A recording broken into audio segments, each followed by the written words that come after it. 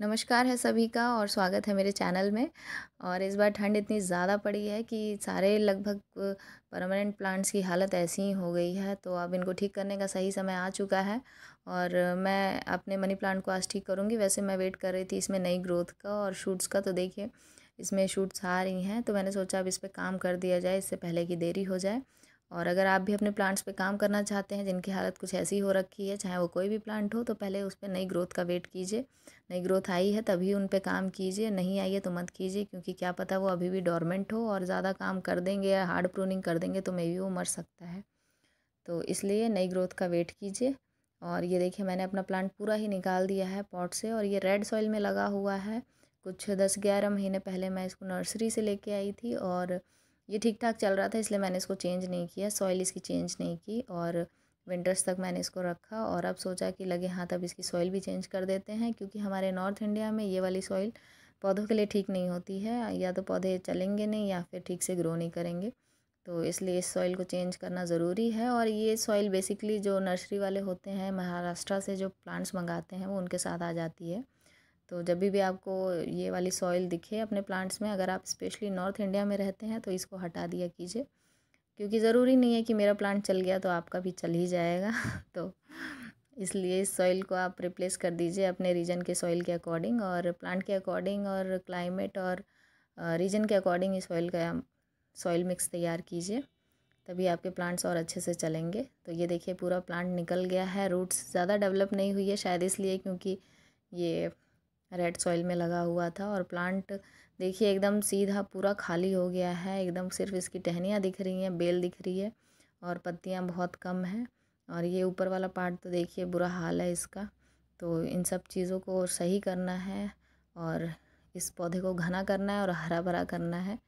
तो देखिए मैंने अब इसकी कटिंग करना शुरू कर दी है। कटिंग करके मैं करूँगी इसको, क्योंकि एक तो मुझे पौधा घना बनाना है, ऊपर से इसमें नई ज़्यादा से ज़्यादा ग्रोथ लानी है, तो इसके लिए मुझे इसकी कटिंग करनी ही पड़ेगी। और अगर आपका भी पौधा कुछ ऐसा है तो आप भी कटिंग करके लगाइए, क्योंकि फिर अगर आप घना पौधा चाहते हैं तो कटिंग करिए इसकी, और कटिंग एक साथ एक ही पॉट में लगाइए तो गमला आपका भर भी जाएगा, घना भी होगा और पौधा हरा भरा भी होगा ज़्यादा, क्योंकि जितनी कटिंग करेंगे उतना पौधा घना होता है। प्रूनिंग का ये एक फ़ायदा होता है पौधों में, प्रूनिंग का, पिंचिंग का, है ना।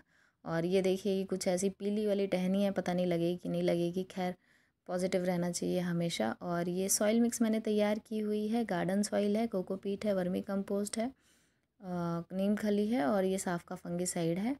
और ये सॉइल मिक्स मैं मतलब अभी गर्मी आने वाली है इसलिए इसमें कोकोपीट वगैरह यूज़ कर रही हूँ, क्योंकि यहाँ पे बहुत ज़बरदस्त वाली गर्मी पड़ती है, लू चलती है और बारिश कम होती है। तो इसके लिए क्या है कि मिट्टी में पॉट में मॉइस्चर मेंटेन करके रखना पड़ेगा, तो इसके लिए कोकोपीट का इस्तेमाल किया गया है। और फंगिसाइड का फंगस अटैक ना हो इसलिए, नीम खली कीड़ों के लिए, और वर्मी कंपोस्ट न्यूट्रिशन के लिए। तो इसलिए ये एक बेहतरीन सॉइल मिक्स मुझे लगता है कि मैंने तैयार की है, और इसी को मैं अब पॉट में डालूँगी। और मैंने ज़्यादा सॉइल मिक्स तैयार कर ली है दूसरे पॉट्स के लिए भी। तो अब आप भी जब अपनी मिट्टी बनाएं तो अपने रीजन के अकॉर्डिंग, क्लाइमेट और प्लांट के नीड के अकॉर्डिंग ही तैयार किया कीजिए मिट्टी को। तो अब ये ड्रेनेज होल्स को मैं ढक रही हूँ, और ये जो टूटे हुए गमले होते हैं उनसे मैं ये तोड़ तोड़ के छोटे छोटे पीसेस ड्रेनेज होल्स को ढकने के काम करती हूँ। तो ऐसे मेरे टूटे हुए गमले भी रीयूज़ होते हैं। और ड्रेनेज होल्स को भी ढकना बहुत ज़रूरी होता है, क्योंकि ये चोक कर देते हैं ड्रेनेज होल्स को, मिट्टी जो है। तो इसीलिए हम आड़े तिरछे पत्थरों से जो है ड्रेनेज होल्स को ढकते हैं, ताकि वो ब्लॉक ना हो और पानी आसानी से निकल सके उसमें से। और अगर पानी पॉट में रुकेगा तो फिर पौधे जो हैं गल के मर सकते हैं। तो ये रीज़न होता है ड्रेनेज होल्स को ढकने का। तो आप किसी भी चीज़ से ड्रेनेज होल्स को ढक सकते हैं, जैसे कि मूंगफली के छिलके हो गए, सूखी हुई लकड़ियाँ हो गई, उसके बाद पत्ते हो गए, और ये पेबल्स हो गए, आड़े तिरछे पत्थर हो गए, और ये टूटे हुए गमलों के पार्ट्स हो गए। तो बहुत सारी चीज़ें आती हैं जिनसे आप ड्रेनेज होल्स ढक सकते हैं और बेटर ड्रेनेज के लिए। और उसके बाद मिट्टी को तो आपको वेल ड्रेन्ड बनाना ही पड़ेगा, तभी पौधे अच्छे से चलते हैं। और ये देखिए एक एक करके मैं सारे ये कटिंग्स लगा दूँगी एक ही पॉट में, और दूसरा कोई पॉट है नहीं तो इसी पॉट में मुझे लगाना पड़ेगा। क्या होता है ना कि पॉट ज़्यादा रखो तो फिर घर वाले चिड़चिड़ करते हैं, तो इसलिए जितने पॉट्स हैं उसी में काम चलाना पड़ता है। और एक चीज़ और मैं भूल गई थी, वो ये कि रूटिंग हार्मोन का मैंने इस्तेमाल नहीं किया इसमें। और अगर आप अपनी कटिंग्स लगाएंगे तो आप रूटिंग हार्मोन का इस्तेमाल ज़रूर कीजिएगा, मैं भूल गई थी।